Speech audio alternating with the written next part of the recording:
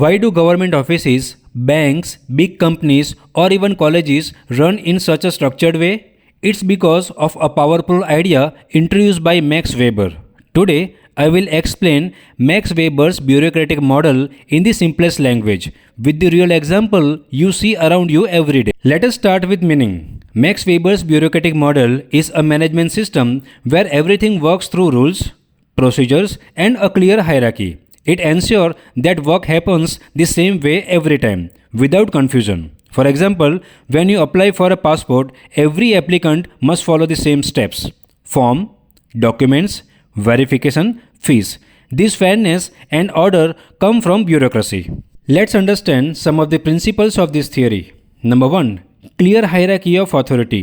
Weber said that organizations should have a clear chain of command where everyone knows who reports to whom.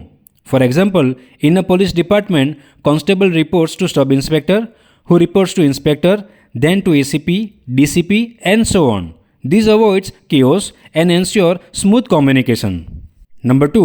Rules and standard procedures. According to the bureaucratic model, rules must be written, clear, and followed strictly by everyone. In a bank, whether you deposit 500 or 50,000 rupees, the steps for the cashier are exactly the same.